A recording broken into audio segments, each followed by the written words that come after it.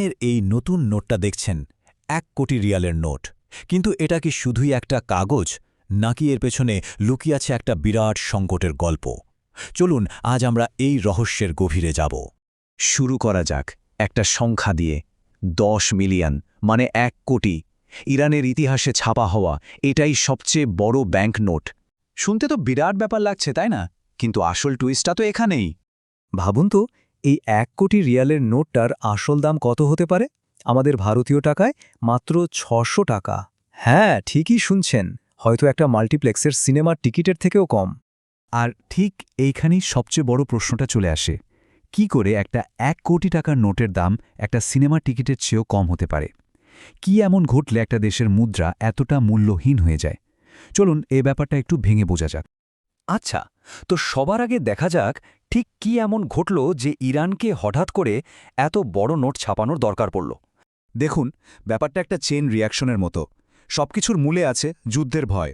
মানুষের মধ্যে একটা আতঙ্ক ছড়িয়ে পড়েছে যে কোনো মুহূর্তে ইন্টারনেট বন্ধ হয়ে যেতে পারে, কার্ড পেমেন্ট সিস্টেম কাজ করা বন্ধ করে দিতে পারে। আর সেই ভয়ে সবাই ছুটছে ব্যাংকে, নিজেদের অ্যাকাউন্টে যা আছে সব ক্যাশ টাকা তুলে নেওয়ার জন্য। ফলে ব্যাংকগুলোতে হঠাৎ করে ক্যাশের বিশাল সংকট দেখা দিয়েছে। সরকারকে বাধ্য হয়ে 10 মিলিয়ন রিয়ালের মতো বড় নোট ছাপাতে হচ্ছে। কিন্তু সত্যি বলতে কি, ব্যাংকের বাইরে এই লম্বা লাইন বা ক্যাশের এই অভাব, এগুলো কিন্তু আসল সমস্যা নয়। এগুলো তো যাকে বলে আইসবার্গের ডগা মাত্র।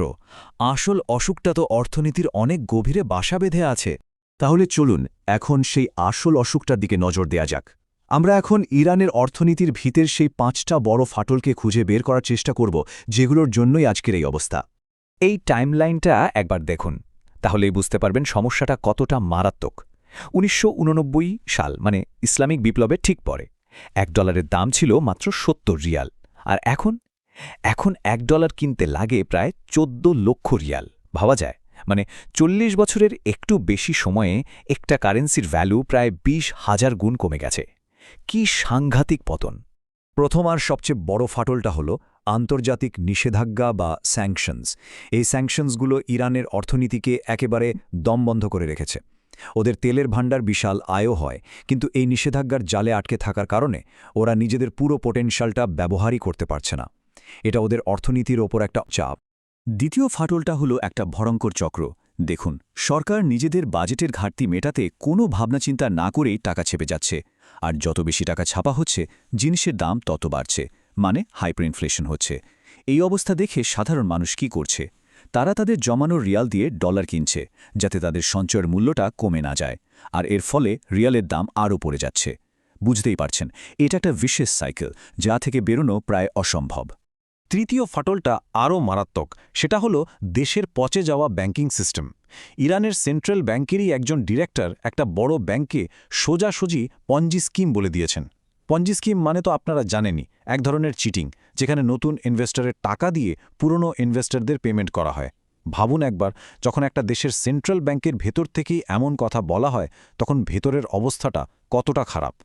4 নম্বর ফাটলটা হলো IRGC, মানে ইসলামিক রেভলিউশনারি গার্ড কর্পসের শ্যাডো ইকোনমি, মানে সেনাবাহিনীর নিয়ন্ত্রণে থাকা একটা সমান্তরাল অর্থনীতি। যখন একটা দেশের মিলিটারি আর ব্যাংকিং সিস্টেম এমনভাবে জড়িয়ে যায়, আর সেই ব্যাংকগুলো দেশের মিসাইল প্রোগ্রামের মতো সংবেদনশীল জায়গায় টাকা ঢালতে শুরু করে, তখন গোটা অর্থনৈতিক কাঠামোটা ভেতর থেকে নড়বড়ে হয়ে যায়। এখানে স্বচ্ছতার কোনো বালাই থাকে না। আর 5 নম্বর ফাটল, ক্যাপিটাল ফ্লাইট, মানে দেশ থেকে টাকা বাইরে চলে যাওয়া। এই সংখ্যাটা দেখুন, $20 বিলিয়ন। শুধু 2024 সালেই এই বিপুল পরিমাণ টাকা দেশ থেকে বেরিয়ে গেছে। কারণটা খুব সহজ, তাই না? যখন দেশের মানুষই নিজেদের অর্থনীতির ওপর ভরসা রাখতে পারে না, তখন তারা নিজেদের জমানো টাকা নিরাপদ জায়গায়, মানে দেশের বাইরে পাঠিয়ে দেয়। তো এই ভয়াবহ পরিস্থিতি সামলাতে ইরান সরকার একটা প্ল্যান করেছে। তারা তাদের কারেন্সি থেকে কয়েকটা শূন্য ছেটে ফেলার কথা ভাবছে। কিন্তু প্রশ্ন হল, এটা কি আদৌ কোনো কাজের কাজ হবে, নাকি পুরোটাই একটা আই ওয়াশ? ইতিহাস কিন্তু আমাদের দুটো আলাদা উদাহরণ দেয়। একদিকে তুরস্ক, যারা তাদের কারেন্সি থেকে শূন্য বাদ দিয়ে সফল হয়েছিল, কিন্তু মনে রাখতে হবে তারা এটা করার আগে IMF-এর সাহায্যে নিজেদের অর্থনীতির ভেতরের সব সমস্যাগুলো ঠিক করেছিল, মুদ্রাস্ফীতিকে 1 ডিজিটে নামিয়ে এনেছিল। আর অন্যদিকে আছে জিম্বাবুয়ে। তারা বারবার শূন্য কেটেছে, কিন্তু কোনো লাভ হয়নি, কারণ তারা আসল রোগটার কোনো চিকিৎসাই করেনি। ইরানের সমস্যাটা হলো তারা জিম্বাবুয়ের পথে হাঁটছে বলে মনে হচ্ছে, তুরস্কের পথে নয়। এই ব্যাপারটা বোঝানোর জন্য একটা খুব সুন্দর কথা আছে। এটা অনেকটা এমন যে একটা বাড়ির ভেতরে গভীর ফাটল ধরেছে, আর আপনি বাইরে থেকে শুধু নতুন করে রং করে দিচ্ছেন। মানেটা খুব পরিষ্কার, তাই না? বাইরের রং চং করে ভেতরের ভাঙন ঢাকা যায় না। আচ্ছা, এতক্ষণ তো ইরানের কথা শুনলাম, কিন্তু এখন প্রশ্ন হলো, ইরানের এই সংকটের সঙ্গে আমাদের মানে ভারতের কী সম্পর্ক? এই ব্যাপারটা আমাদের জন্য কেন এত গুরুত্বপূর্ণ? চলুন এবার সেই কানেকশনটা খুঁজে বের করা যাক। ভারতের অর্থনীতির জন্য তেলের সাপ্লাই কতটা জরুরি তা আমরা সবাই জানি। আর এই চার্টটা দেখুন, আমাদের মোট তেল আমদানির প্রায় 85% আসে একটা নির্দিষ্ট রুট দিয়ে, হরমুজ প্রণালী। আর এই প্রণালীটা ইরানের একেবারে গা ঘেঁষে রয়েছে। এর মানেটা খুব সোজা। ইরানে যদি কোনো ধরনের গণ্ডগোল হয়, রাজনৈতিক হোক বা অর্থনৈতিক, তার সরাসরি প্রভাব পড়বে হরমুজ প্রণালীর উপর। আর এই লাইফলাইনে যদি কোনো সমস্যা হয়, তাহলে আন্তর্জাতিক বাজারে তেলের দাম হুহু করে বেড়ে যাবে। আর তার ফল কি হবে? আমাদের ইম্পোর্ট বিল বাড়বে, আর তার সরাসরি চাপ এসে পড়বে ভারতীয় টাকার উপর।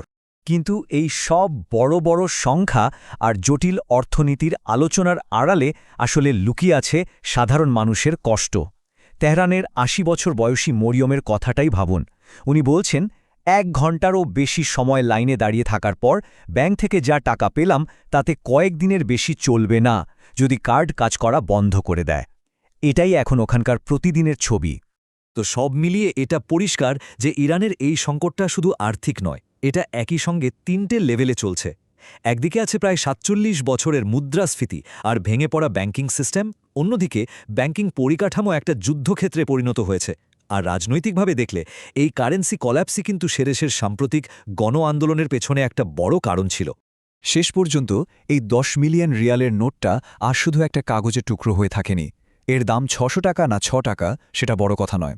আসল কথা হলো, এটা একটা গোটা সভ্যতার আর্থিক ব্যর্থতার জীবন্ত প্রমাণ হয়ে উঠেছে। আর এই পুরো ব্যাপারটা আমাদের একটা খুব জরুরি প্রশ্নের সামনে এনে দাঁড় করায়। যখন একটা দেশের টাকা কাগজের টুকরোর মতো মূল্যহীন হয়ে যায়, তখন তার আসল দামটা কে বা কারা শোধ করে? উত্তরটা হয়তো আমরা সবাই জানি। সেই দাম চোকাতে হয় সাধারণ মানুষকে, তাদের বিশ্বাস দিয়ে, তাদের ভবিষ্যৎ দিয়ে আর তাদের আত্মপরিচয় দিয়ে।